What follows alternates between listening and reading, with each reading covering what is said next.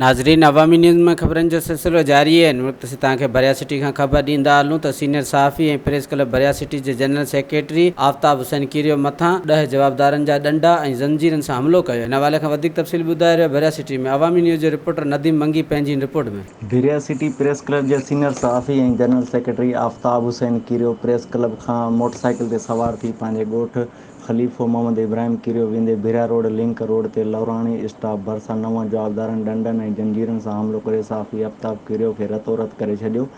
संदसि खे बेहोशी वारी हालत में बरिया सिटी अस्पताल मुंतक़िल कयो वियो, जॾहिं त बाद में खेसि नौशर फिरोज़ ऐं उतां वरी नवाबशाह जी PMU अस्पताल मुंतक़िल कयो वियो आहे। वाक़े बाद मौलाबख्श कीरियो, बासत कीरियो ऐं ज़ाहिद कीरियो समेत 9 जवाबदारनि ख़िलाफ़ बरिया सिटी थाणे ते NC दाख़िल कई वई आहे।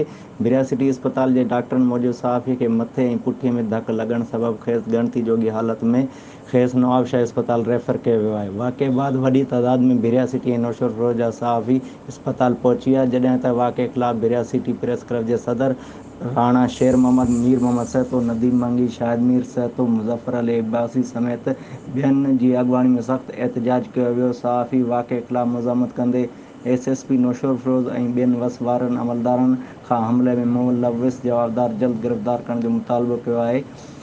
ॿिए पासे सहाफ़ी मथां हमले जी ख़बर सॼे सिंध में बाहि जीअं पखिड़िजी वई ऐं नौशर फिरोज़ ज़िले जे सहाफ़ियुनि समेत सिंध जे सहाफ़ियुनि सख़्तु मज़ामत कई आहे ऐं जल्द जवाबदारनि जी गिरफ़्तारी करण जो मुतालबो कयो आहे। जी वधीक ख़बरनि ऐं तफ़सील जे लाइ विज़िट कयो असांजी वेबसाइट awamiNewsHD.com ऐं ॾिसंदा रहो अवामी न्यूज़।